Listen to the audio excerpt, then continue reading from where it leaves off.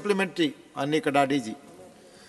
मेरा मंत्री जी से प्रश्न है कि वर्तमान में पोस्ट ऑफिस में कितने निष्क्रिय खाते और अदावित राशि है और क्या सरकार इन निष्क्रिय हुए खाते में जमा राशि का प्रयोग ग्रामीण इलाकों में पोस्ट ऑफिस के आधुनिकीकरण हेतु करेगी?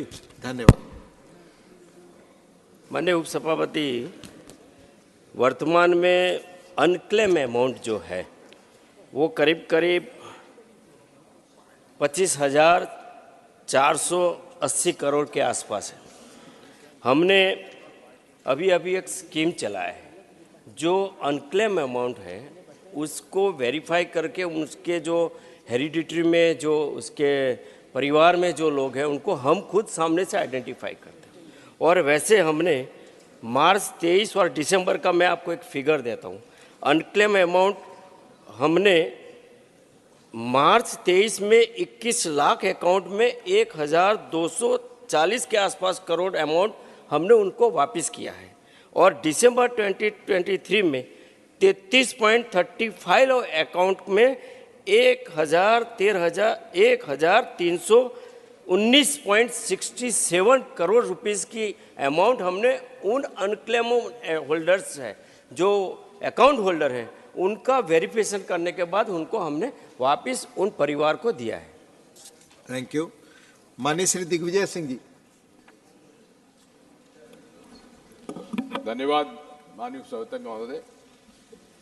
पूरे देश में पोस्ट ऑफिस में लगभग 7.5 करोड़ अकाउंट्स हैं।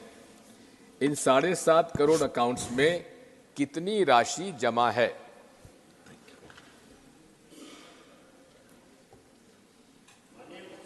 महोदय, हमारे यहाँ टोटल 1,64,000 से अधिक पोस्ट ऑफिस में जो हमारे कुल अकाउंट है उस अकाउंट में अभी तक अलग अलग स्कीम्स में चाहे वो आईपीपीबी के अकाउंट है उसमें 8 करोड़ से अधिक अकाउंट है और उनमें मुझे कहते हुए गर्व महसूस होता है कि 47% ऑफ आईपीपीबी वो वुमन के अकाउंट का है।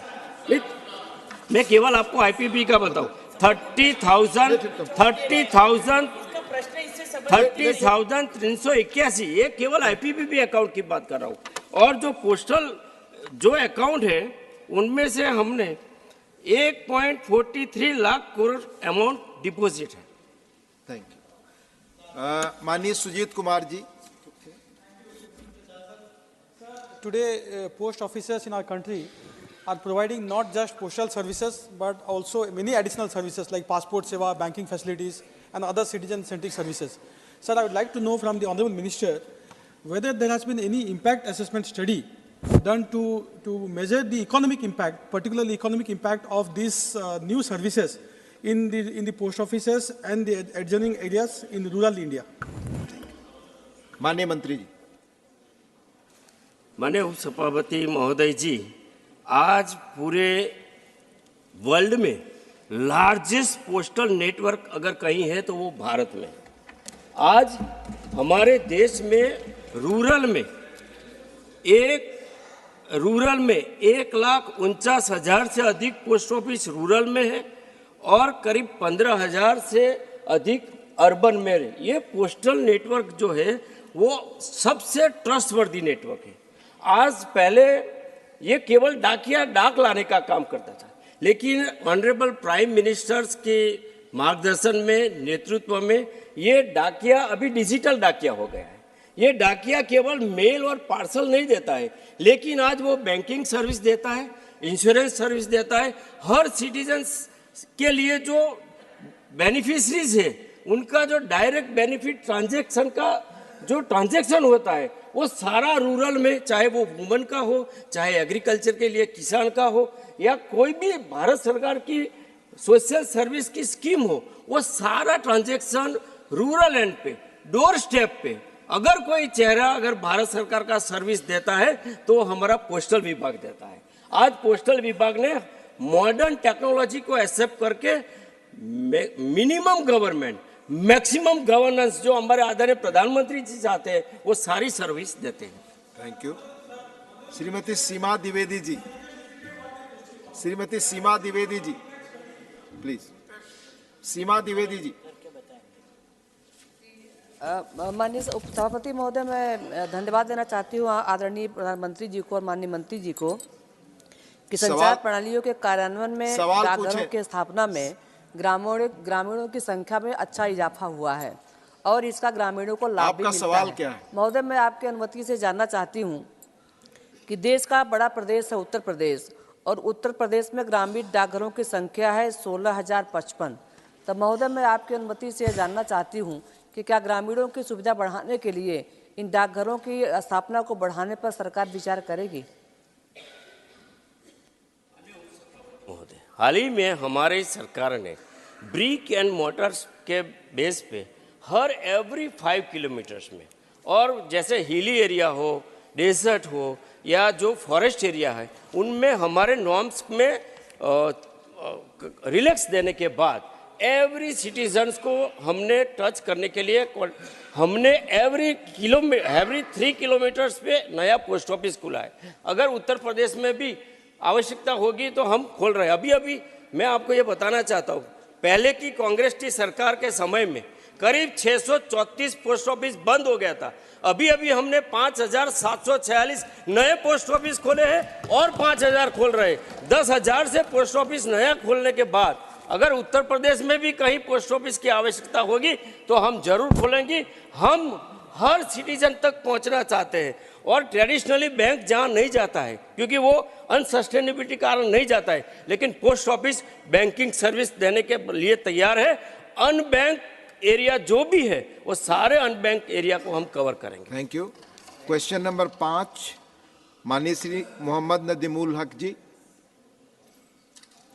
माननीय मंत्री जी, क्वेश्चन नंबर 5, पहला सप्लीमेंट्री, माननीय नदीमुल हक जी।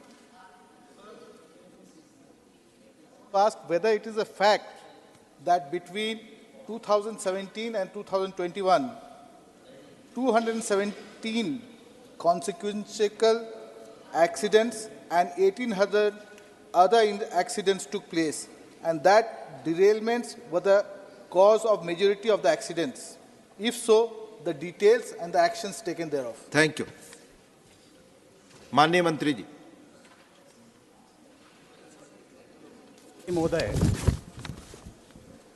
पिछले 3 वर्षों के दौरान जो रेल दुर्घटना हुई, भारतीय रेलवे विभाग निरंतर रेल दुर्घटना कम करने की कोशिश करती है। 22-23 में अध्यक्ष महोदय 105 रेल दुर्घटना हुई और रेल दुर्घटना होने का एक कारण नहीं होता है। रेलवे ट्रैक में खराबी, रेल इंजन में खराबी, इक्विपमेंट में खराबी, ये दुर्घटना के कारण होते हैं। और मुझे ऐसा लगता है कि जब कोहरा होता है उसी समय भी दुर्घटना होना संभव होता है। तो अभी जो उन्होंने साहब ने आंकड़े बताए, लेकिन 2001, 2002 और 2004 लगभग अध्यक्ष महोदय 473, 2002 में 415 से लेकर तो 2012 में 131, 13 में 122, लेकिन आज के तारीख में 2016-17 में 104, 17-18 में 73, 18-19 में 59 और 19-20 में केवल 55 एक्सीडेंट हुए हैं। 21-22 में 35 और 22-23 में 48। धन्यवाद। Second supplementary. Sir, last year, the railway spent 1,05,378 crores on its budget. So 65,000 was from government's budgetary support and 40,000 crores from internal revenues. So my question is, how much has been spent on this warning system, that is the Kavach system? Thank you. And how much on the track Thank you. upgradation? Thank you. माननीय मंत्री जी। सभापति महोदय, कवच एक स्वदेशी नई technology है और आज के तारीख में 1465 किलोमीटर दक्षिण मध्य रेल पर कवच लग चुका है। लगभग 3000 किलोमीटर जो अभी दिया है वो दिल्ली मुंबई, दिल्ली हावड़ा मार्ग पर उसका काम चल रहा है। ऑप्टिकल फाइबर केबल बिछाना, दूरसंचार टावरों की स्थापना करना, स्टेशनों पर उपकरणों का प्रावधान करना, लोकों में उपकरणों का प्रावधान और ट्रैक साइड उपकरणों की स्थापना, ये अभी काम अध्यक्ष महोदय चल रहा है। माननीय राकेश सिन्हा जी, माननीय राकेश सिन्हा जी प्लीज। सभापति महोदय धन्यवाद। जब से माननीय प्रधानमंत्री नरेंद्र मोदी जी ने मिलेट्स के बारे में, श्री अन्न के बारे में यूनाइटेड नेशन में रखा और अंतर्राष्ट्रीय स्तर पर इसकी स्वीकृति मिली और मिलेट्स का उत्पादन और उपभोग दोनों बढ़ा है, मैं माननीय रेल मंत्री जी से जानना चाहता हूं, क्या रेलवे प्लेटफॉर्म पर जंक फूड को विस्थापित करके मिलेट्स यानी श्री अन्न को प्रमोट करने की कोई कार्यक्रम रेल मंत्रालय के पास है, और रेल में भी जो भोजन दिया जा रहा है उसमें मिलेट्स को देने का प्रावधान कर रहे हैं क्या? धन्यवाद।